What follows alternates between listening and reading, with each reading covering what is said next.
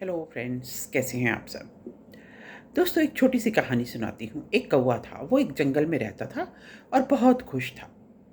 फिर एक दिन उसने बतख को देख लिया। जब उसने बतख को देखा तो उसके मन में एक टीस सी उठी कि मैं तो इतना काला हूँ और ये बतख देखो कितनी सफ़ेद है। वो बतख के पास गया और उसने कहा कि तुम बहुत खुश होगी क्योंकि तुम इतनी सफ़ेद हो। बतख ने कहा, हाँ मैं बहुत खुश थी, लेकिन एक दिन मैंने तोते को देख लिया तो मुझे लगा कि तोता मुझसे ज़्यादा खुश है और सुंदर है, क्योंकि मेरे पास तो एक ही रंग है, उसके पास तो दो दो रंग हैं। वो दोनों मिलकर तोते के पास गए और बोले कि तुम तो बहुत खुश हो गए, हम सब के पास तो एक एक रंग है, तुम्हारे पास तो दो रंग है। तोते ने कहा, हाँ मैं बहुत खुश था, लेकिन एक दिन मैंने मोर को देख लिया। मोर के पास तो बहुत ज़्यादा रंग हैं और वो सुंदर भी बहुत है। सब मिलकर मोर के पास गए। मोर ने कहा, हाँ मैं बहुत खुश था और मैं सुंदर भी बहुत हूँ, मेरे पास रंग भी बहुत हैं, इसीलिए लोगों ने मुझे ज़ू में कैद कर लिया है। और अब मैं क्योंकि ज़ू में हूँ तो मैं अपने आसपास देखता हूँ, ऑब्ज़र्व करता हूँ, तो मुझे ये लगता है कि कौवा जो है वो सबसे खुश प्राणी है, क्योंकि उसको कोई कैद नहीं करता, वो आज़ाद उड़ता है। तो मुझे ये लगता है कि काश मैं भी कौवा होता और मैं भी इसी तरह आज़ाद उड़ता। दोस्तों, यही कहानी हम सब की है। हम भी अपनी ज़िंदगी का अननेसेसरी कंपैरिजन करते रहते हैं दूसरों की ज़िंदगी के साथ। दोस्तों, एक एग्ज़ाम्पल देती हूँ। पिछले दिनों एक शादी, मुकेश अंबानी के बेटे अनंत अंबानी की शादी पूरे सोशल मीडिया पर छाई हुई थी। सब बहुत इंटरेस्ट से देख रहे थे। रोज़ कोई ना कोई फंक्शन हो रहा था, सेलिब्रिटीज़ आ रहे थे, उनके कपड़े, उनके ज़ेवर, उनका स्टाइल सब देख रहे थे। नीता अंबानी ने कितना ज़ेवर डाला हुआ है, कितने डायमंड्स डाले हुए हैं।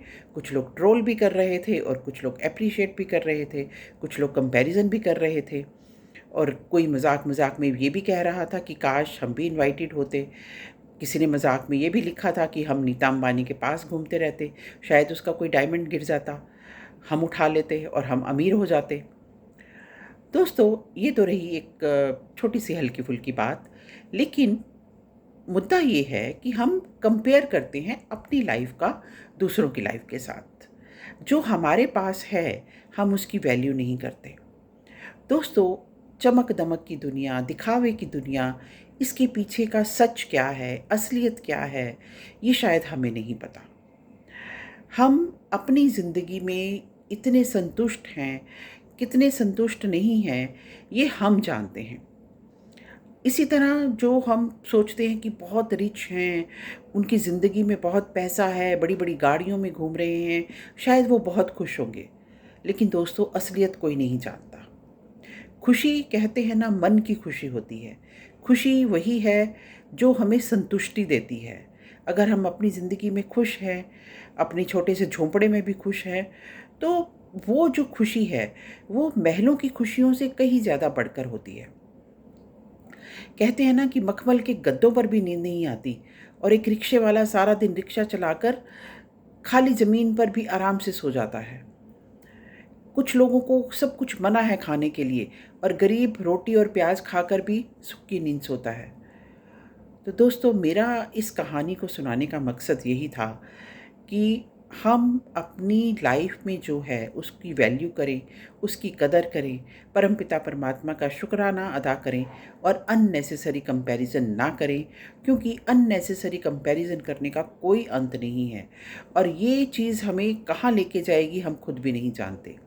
इसलिए जो है उसमें संतुष्ट रहें, कर्म करते रहें, अपने आप को आगे बढ़ाने का प्रयास करते रहें, लेकिन अननेसेसरी कंपैरिजन करके दुखी ना हों।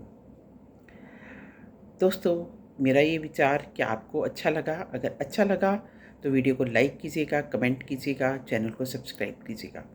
Thank you very much. God bless you all.